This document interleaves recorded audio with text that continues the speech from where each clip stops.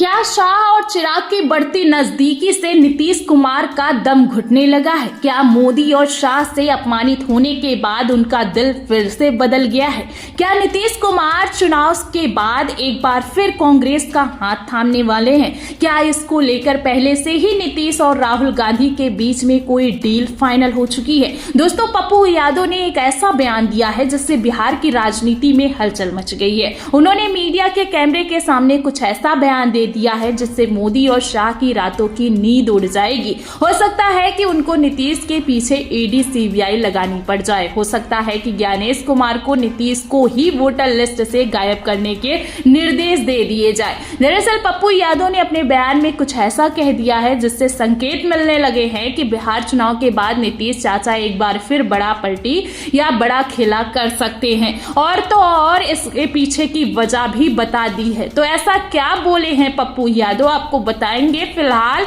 अपने बेबाक बयानों के लिए पप्पू यादव जाने जाते हैं, ये आप अच्छे तरीके से जानते हैं। इन दिनों बिहार की राजनीति में काफी एक्टिव चल रहे हैं पप्पू यादव। वो कभी राहुल गांधी के मंच पर न चरण पाने के लिए चर्चाओं में रहते हैं, तो कभी मोदी के मंच पर चढ़कर ठीक मोदी के पीछे बैठने के लिए चर्चा में रहते हैं। उनके बयान से हर दिन बिहार की राजनीति में हलचल मची रहती है, लेकिन आज पप्पू यादव ने दावा किया है उसे कोई हल्के में नहीं ले रहा है। दरअसल पप्पू यादव ने नीतीश कुमार को लेकर एक भविष्यवाणी की है जिससे एनडीए कैंप में हड़कंप मच गया है। उन्होंने नीतीश कुमार की हालातों पर चिंता जताते हुए नीतीश कुमार को ही कांग्रेस की तरफ से इनविटेशन भेज दिया है। सुनिए क्या कुछ कहा है पप्पू यादव ने।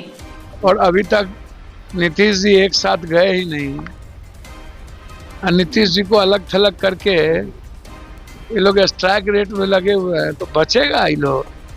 नीतीश जी चुनाव के बाद आपको लगता है कि इन लोगों के साथ रहने वाले हैं? आप चिंता मत कीजिए। क्या लग रहा है, लीड करेंगे?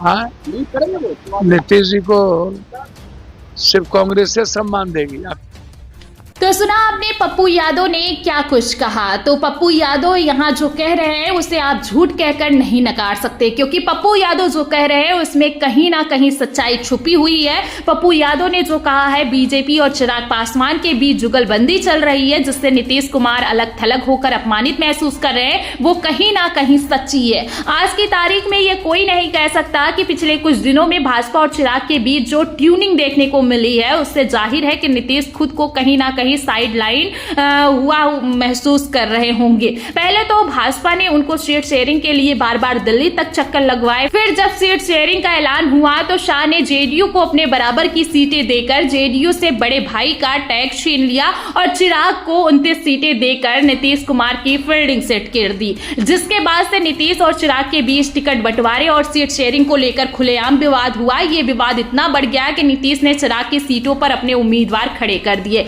इस आग में घी तब पड़ गई दोस्तों जब अमित शाह ने खुले मंच से नीतीश कुमार को सीएम फेस घोषित करने से ही इनकार कर दिया। जी हां, अमित शाह से जब पूछा गया था कि अगर बिहार चुनाव में एनडीए जीतता है तो क्या आप नीतीश कुमार को सीएम बनाएंगे, तो इस पर अमित शाह ने जवाब दिया कि अरे मैं कौन होता हूं किसी को मुख्यमंत्री बनाने वाला। गठबंधन में बहुत सारे दल है, चुनाव के बाद जब हम सभी एक साथ बैठेंगे तो पार्टियों के नेता अपना नेता तय करेंगे। और चिराग ने भी अमित शाह के इस बयान का समर्थन किया।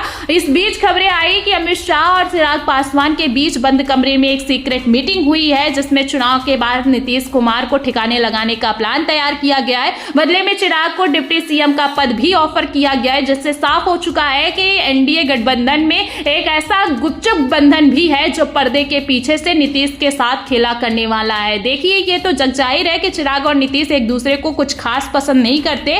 2020 के चुनाव के दौरान चिराग ने नीतीश बाबू को राजनीतिक रूप से बहुत चोट पहुंचाई थी। इसके बावजूद भाजपा ने चिराग को 29 सीटें देकर नीतीश के दुश्मन का मान बढ़ाया है। अब अगर इसे नीतीश बाबू का अपमान ना कहे तो क्या कहे। सोचिए, नीतीश कुमार जिनकी वजह से आज भाजपा बिहार के साथ साथ केंद्र में सरकार पर बनी है, तो जो नीतीश कुमार की वजह से मोदी आज प्रधानमंत्री कहलाए जाते हैं, उन्हीं नीतीश कुमार को आज भाजपा हटाने की तैयारी कर रही है। फिलहाल अब पप्पू यादव का बयान जो है सुर्खियों में है और देखना दिलचस्प होगा कि अगर मन मुताबिक नीतीश कुमार को एनडीए में सम्मान नहीं मिलता तो क्या वो पप्पू यादव के ऑफर को एक्सेप्ट करेंगे, क्या इंडिया गठबंधन में फिर से शामिल होने का मन बनाएंगे।